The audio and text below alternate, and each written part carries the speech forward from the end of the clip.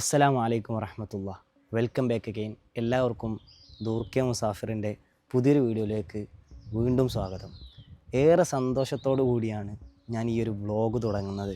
കാരണം ജീവിതത്തിൽ ഞാൻ ഏറെ വരാൻ ആഗ്രഹിച്ച ഒരു സ്ഥലത്ത് നിന്നാണ് സംസാരിക്കുന്നത്, ബറേലി.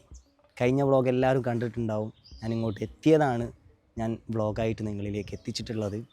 നമ്മളിനി പോകാൻ പോകുന്നത് അഹമ്മദ് റളാ ബറേൽവി റളിയല്ലാഹു തആലാൻഹു തുടങ്ങി ഒരുപാട് മഹാന്മാർ അന്ത്യവിശ്രമം കൊള്ളുന്ന ബറേലി ഷെരീഫിലേക്കാണ്.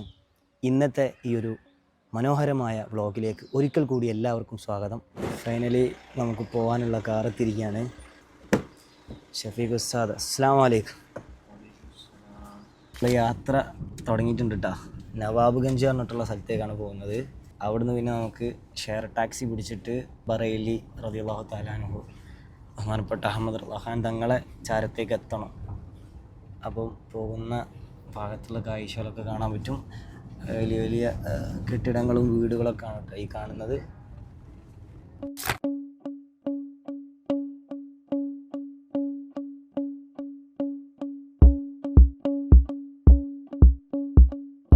ഇങ്ങനത്തെ സംഭവങ്ങളൊക്കെ കാണുമ്പോൾ എനിക്കൊന്നും പറയാൻ തോന്നില്ല ഗൈസ്. ഇത് കണ്ടോ അവസ്ഥ.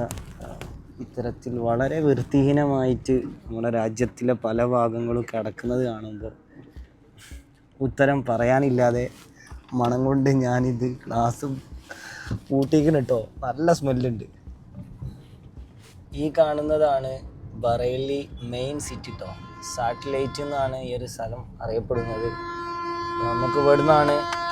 പിന്നെ ഉത്തരേന്ത്യയിലത്തെ ഏറ്റവും വലിയ പ്രത്യേകത പറഞ്ഞാൽ ഇങ്ങനെ ഓണടി, അത് ഭയങ്കര ഒരു എന്താ പറയുക ഇറിറ്റേഷനായിട്ട് എനിക്ക് ഫീൽ ചെയ്തിരുന്നു കേട്ടോ. ബീഹാറിലാണെങ്കിലും യു പിയിലാണെങ്കിലും ബംഗാളിൽ പിന്നും ഒരു അച്ചടക്കമുള്ള മാതിരി തോന്നിയാണ്. പക്ഷേ ബീഹാറിലും ഈ പറഞ്ഞ യു പിയിലും ഹോണടി ഭയങ്കര നമ്മളെ ചെവിട് ഇടിച്ചു പൊട്ടിക്കുന്ന മാതിരിയാണ്.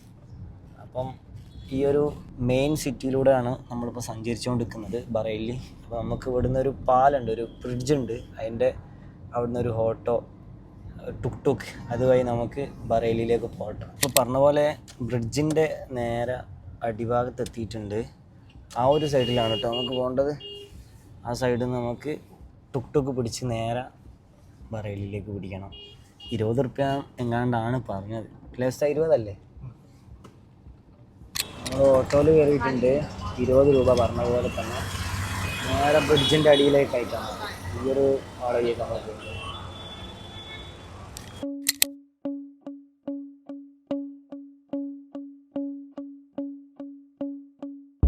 നല്ല ചൂടാണ് യു പിയിൽ.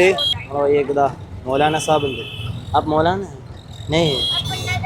മൗലാനല്ല കേട്ടോ, നമ്മളെക്കാട് വലിയ താടിയാ വലുക്ക്.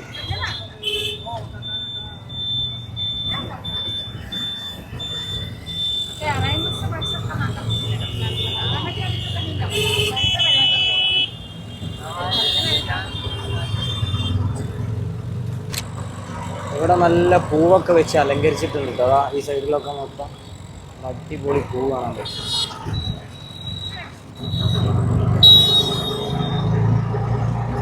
നല്ല പൂക്കൾ. കുറച്ചുകൂടി മുമ്പോട്ട് പോയിട്ട് ഒരു ബ്രിഡ്ജ് ഉണ്ട്. ആ ബ്രിഡ്ജിൻ്റെ തൊട്ട് സൈഡിലായിട്ടാണ് നമുക്ക് പോകേണ്ട ഇടമുള്ളത് കേട്ടോ. യു പിയിലെ ഏറ്റവും വലിയ, അതായത് ഉത്തർപ്രദേശിലെ ഏറ്റവും വലിയ പ്രത്യേകത എന്ന് പറഞ്ഞാൽ ചൂടാവുമ്പോൾ നല്ല ചൂടായിരിക്കും, തണുപ്പാകുന്ന സമയത്ത് നല്ല തണുപ്പായിരിക്കും. സഹിക്കാൻ പറ്റാത്ത ചൂട്, സഹിക്കാൻ പറ്റാത്ത തണുപ്പ്. അതാണ് നിലവിലെ യു പിയിലെ അവസ്ഥ എന്ന് പറയുന്നത്. നല്ല ചൂടാണ് കേട്ടോ. അപ്പം ഞാൻ വൈകുന്നേര സമയത്താണ് ഇതിന് ഇറങ്ങിയത്. അതാകുമ്പോൾ നമുക്ക് വലിയ കുഴപ്പമില്ലാത്ത രീതിയിൽ വ്ളോഗ് ചെയ്യാൻ പറ്റും. ഫോൺ ഒരിക്കലും ചൂടാവില്ല, അതൊരു കുഴപ്പമുണ്ട്. ഐഫോൺ ആകുമ്പോൾ നല്ല ചൂടാവും. റഷ് സിറ്റിയാണ് കേട്ടോ ബറേലി, നല്ല റഷാണ്. നമ്മൾ ഈ ഒരു സ്ഥലത്താണ് വന്നിറങ്ങിയത്. പാലത്തിൻ്റെ നേരെ തൊട്ടടുത്തായിട്ട് തന്നെ ഈ റൂട്ടിനാണ് കേട്ടോ പോകേണ്ടത്.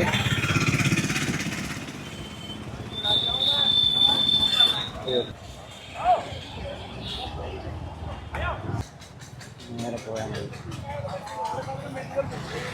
കുറച്ച് ഞാനിങ്ങോട്ട് നടന്നേ. അവിടെ ഈ റിക്ഷക്കാരുണ്ട്. എങ്ങനത്തെ അറിയോ, സൈക്കിളിന് മുകളിൽ ചവിട്ടി കൊണ്ടുവന്ന ആളുകൾ. ഇതാ ഇതിൻ്റെ മുകളിൽ നമ്മളെ കൊണ്ടുപോകും. അതിനും 10 റുപ്യാണ് അവർ വാങ്ങുന്നത്. പക്ഷേ എനിക്കെന്തോ അതിൽ പോകാൻ മനസ്സിങ്ങോട്ട് അനുവദിക്കുന്നില്ല. കാരണം നമ്മൾ ഒരു ചവിട്ടി കൊണ്ടുപോയല്ലേ.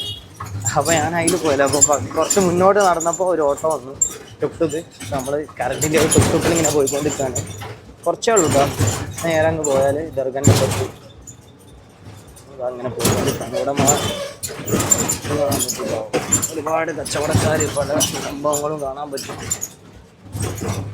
ഞാൻ ദർഗ എന്ന് പറഞ്ഞാൽ ഒരു ഗ്രാമത്തിലൊക്കെ ഞാൻ ചിന്തിച്ചത്. ഇതിപ്പോൾ എന്താ പറയുക, സിറ്റിൻ്റെ ഉള്ളിലായിട്ട് അത്യാവശ്യം നല്ല റഷ് ആയിട്ടുള്ള ഏരിയയിലാണ് ഈ ഒരു ദർഗ സ്ഥിതി ചെയ്യുന്നത്.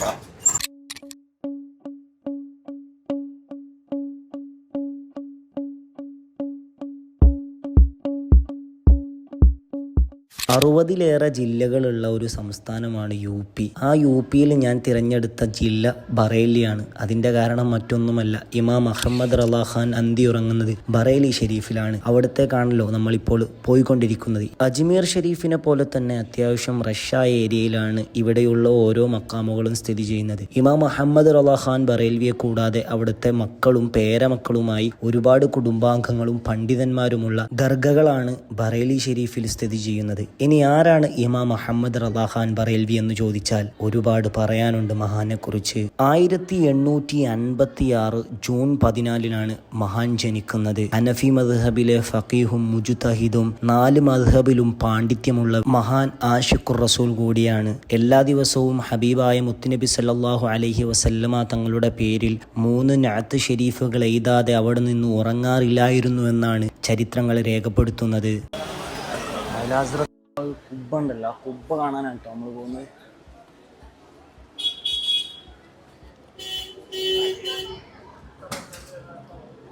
അവിടെ സ്ഥാപനമൊക്കെ ഉണ്ടോ?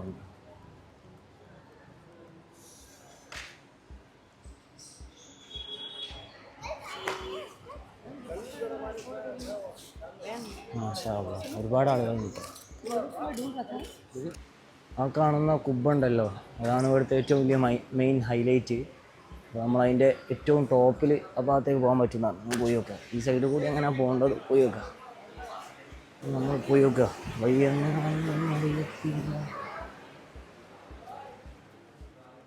അപ്പോൾ നമുക്ക് മുകളിലോട്ട് പോകാൻ അലോഡില്ല. അവിടെ സ്റ്റുഡൻസാന്ന് പറഞ്ഞുകൊണ്ട് നമ്മൾ താഴോട്ട് ഇറങ്ങാം കേട്ടോ.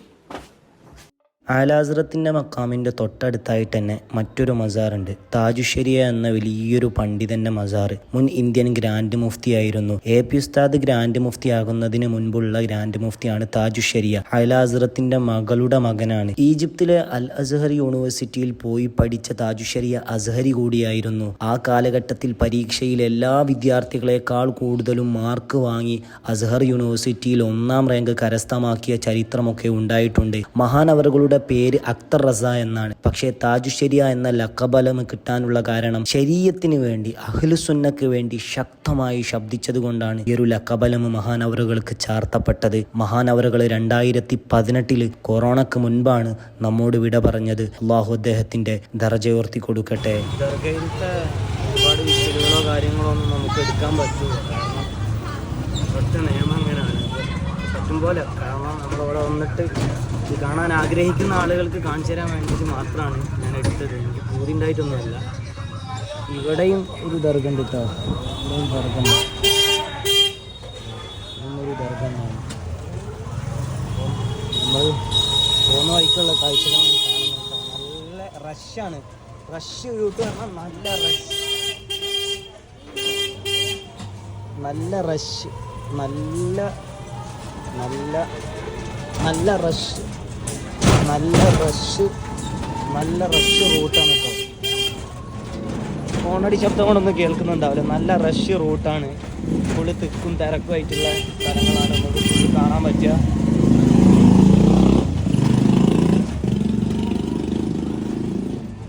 എൻ്റെ ബാഗ് നമ്മൾ ആവോല എന്ന് പറഞ്ഞിട്ടുള്ള സ്ഥലത്തേക്കുള്ള ബസ്സാണ് കയറാൻ പോകുന്നത്. അത് കയറിയിട്ട് എൻ്റെ അടുത്ത് വേറെ ഏതൊരു സ്ഥലത്ത് ഇറങ്ങാനുണ്ട്.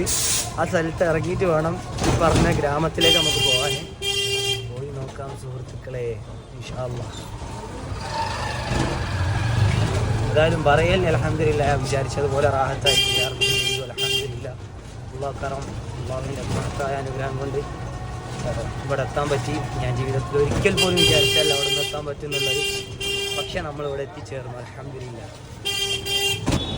അപ്പോൾ ഫ്രണ്ട്സ്, നമ്മൾ ഈ ഒരു ബസ്സിലേക്കാണ്, ഓല എന്ന് പറഞ്ഞിട്ടുള്ള സ്ഥലത്തേക്കാണ് ബസ് പോകുന്നത്. നമുക്ക് ഇറങ്ങേണ്ടത് ഡാബ എന്ന് പറഞ്ഞിട്ടുള്ള സ്ഥലത്താണ്. അപ്പോൾ ബസ്സിലാട്ടോ നമ്മൾ പോകുന്നത്. പോയി നോക്കാം. അപ്പോൾ നമ്മൾ ബസ്സിൽ കയറി കുത്തിരുന്നിട്ടുണ്ട്. ഈ ഒരു ബസ് ഓലെത്താൻ. അപ്പം നമ്മൾ ഈ ഒരു ബസ്സിൽ ഇപ്പോൾ കയറി കുത്തിരുന്നാണ് കേട്ടോ. ലേക്കൊക്കെ അവിടെ വെച്ചിട്ടുണ്ട്. നമുക്ക് ഏകദേശം ഓലയിലേക്ക് 50 കിലോമീറ്ററാണ് പറയുന്നത്. അതിൻ്റെ അടുത്ത് ദാബ എന്ന് പറഞ്ഞിട്ടുള്ള സ്ഥലത്താണ് കേട്ടോ നമുക്ക് ഇറങ്ങേണ്ടത്. ആളുകളൊക്കെ ഫില്ലായിക്കൊണ്ടിരിക്കുകയാണ്. ഇപ്പോൾ എടുക്കാൻ മതി.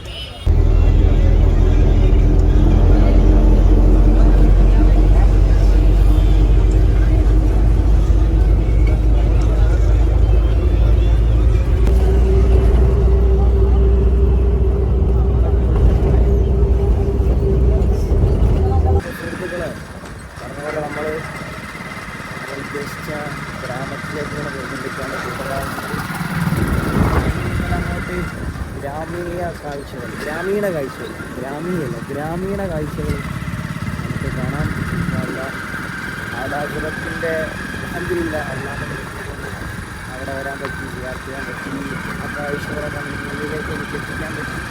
ഒരു പ്രൗഡ് തന്നെയാണ്. കാരണം ഒരു കാലഘട്ടത്തിലുള്ള വലിയ മഹാനാണ് കാണാറുള്ളത്. അതോടൊപ്പം കാതുശ്ശേരി 2018 കാതുശ്ശേരിയിലെ വിദഗ്ധരാണ് പഠിക്കുന്നത്. എത്രയോ വിദ്യാർത്ഥികളുണ്ടായിട്ടും ഇവിടെ മിസ്ത്രികൾ പോലും ഉണ്ടായിട്ടും മിസ്ത്രികളൊക്കെ കവച്ച് വെച്ച് കാതുശ്ശേരിയ ഫസ്റ്റ് റാങ്ക് അടിച്ചിട്ടുണ്ട്. അപ്പോൾ അത്രയ്ക്ക് വലിയ പണ്ഡിതനാണ്. അതോടൊപ്പം കാതുശ്ശേരിയെ കുറിച്ച് പറയുന്ന ഏറ്റവും വലിയ പ്രധാനപ്പെട്ട കാര്യം എന്ന് പറയുന്നത് ഭക്ഷണം കഴിക്കുന്ന സമയത്ത് ഒരു കയ്യിൽ കിട്ടാറുണ്ടായിരുന്നു. അത്രയ്ക്കും എന്താ പറയുക, വലിയ പണ്ഡിതന്മാരാണ് നമ്മൾ വിദ്യാർത്ഥികൾ ചെയ്യുന്നത്. എന്നാലും അവരെ കാലശേഷം നിലവിലെ സാഹചര്യം എന്നൊക്കെ പറയുന്നത് വളരെ മോശമാണ്. അതുകൊണ്ടാണല്ലോ നമ്മളൊക്കെ ഈ ഒരു രംഗത്തേക്ക് ഇങ്ങനെ കടന്നു വരാനുള്ളതാണ്.